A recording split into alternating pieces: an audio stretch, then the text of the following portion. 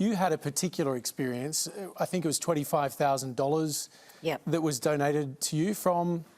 Yeah, so that was donated to me. I had 2 unions or institutes back in 2017 donate to me, and one of them was $25,000, and within a matter of days they tried to start dictating to me how I was going to run my campaign.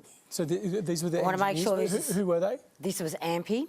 So starting to interfere already on 25 grand. Now, if you're already telling me that in 2 or 3 days after you've given me that money, and you're starting to dictate to me how I should run my campaign, I have to ask that when you're going to a dinner and you're eating cold chips and chicken and you're paying $10,000 a head, what the bloody hell do you actually think that's paying for, Australians? Come on. That is paying for access into a minister's office. All right, that is paying... But, Jackie, can I just be clear, though? What did they actually want, though? They gave you this $25,000. What does AMPI stand for? Yeah, so, look, people can look that up, but basically I was running some ads in the paper. That doesn't go very far. What they were trying to do is get me to change the way I was doing my ads. That was just my ads. Just my ads. You know, so they wanted the substance of your advertising. They wanted the substance of my advertising change. So hence is you can have your check back. That started to make a big drama. We'd already paid for the ads, which was unfortunate because I had no money left. But we didn't change our bloody ads, I'm telling you that much. They ran as is, as was. So but I'll tell you now, that's why last time when I ran, I took $5 notes and $2 from people in Tasmania that gave it to me on the road after 20 months. That's why I stood at traffic lights with a Jackie Lambie sign for weeks on end, waving at people. That's why I went on a celebrity Get Me Out of Here, so I could pay for myself to run, so nobody owned me, because I will not allow anyone to own me, because then they own Tasmania, and Tasmanians have never given me the right for anybody to own them.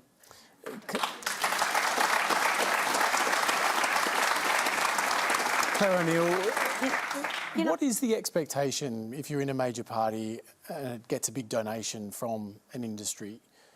What do you have to give them in return? Well, you don't have to give them anything. And one of the things that just, well, murmur if you like, but I mean, one of the things that I'm just thinking, listening to Serena, I mean, it's absolutely obvious that we need to reform the way the political donations work. I have no question about that. But I can tell you honestly, as a Member of Parliament, I haven't seen the type of corruption, basically, that you're alleging, or the audience is alleging, is an everyday occurrence in politics. But it doesn't matter, because what matters is that you believe it's happening. And we can't have a political process where there's widespread belief amongst Australians, which, based on tonight's audience, I'm guessing is the case, that you can buy decisions to go your way, one way or another, in Canberra. So let's change it. You know, this is one of those institutions that's clearly fomenting in you the idea that politicians can't be trusted. It has to be fixed. But you both major party representatives here tonight have bemoaned the climate policy scenario that Australia finds itself in. And fossil fuel industries have donated millions of dollars over the years to both major political parties. Mm-hmm.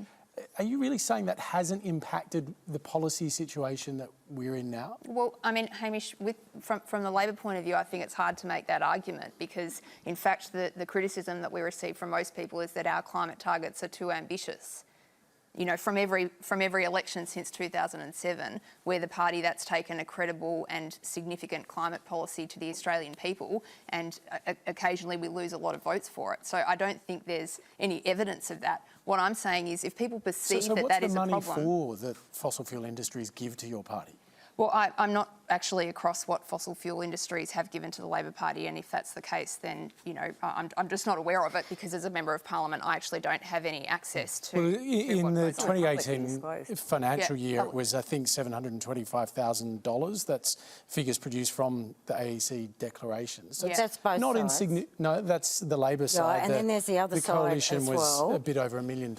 Yeah, so the problem here is they've had this little cosy relationship going on between the both of them for many, many years, right, Liberal and Labor. Now you've got the small amount of crossbenchers and independents up there now starting to call them out. You can't tell me, when we ask for an inquiry on Crown that gives hundreds of thousands of dollars to both sides, and this is over allegations of money laundering, of visas, of people coming in not even having their visas checked, that neither of these guys would let us have an inquiry on that. You can't tell me that the pokey lobbyists out there that have chucked millions over the years into both, and they're both sitting on the same policy, yet we know how much harm and how many billions of dollars it costs this country because it's attacking the most vulnerable people in our society.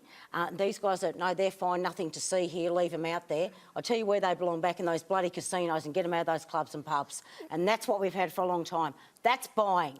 That's buying. And that's exactly what's going on. There's plenty of buying power.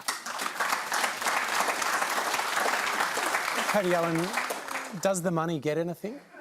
Well, I think the most important thing to remember is that we are one of the very few democracies where everybody has to vote. And I think that's something we have to guard. But come on, that's not the completely. question. The question is, what does all this money get?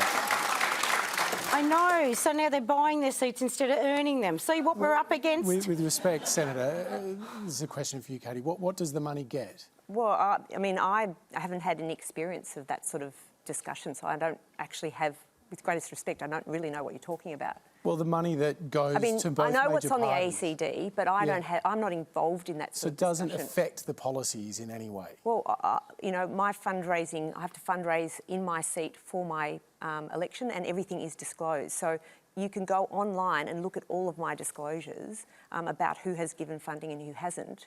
And I hear the concerns that the community have about that. Are you comfortable with the level of money that is donated to the political parties? Well, I think that you know, the option is the taxpayer pays for that money, pays for the election, and I think, you know, there's always got to be a conversation about that if that's what the taxpayer wants. I mean, at the end of the day, we are the servants of the taxpayer.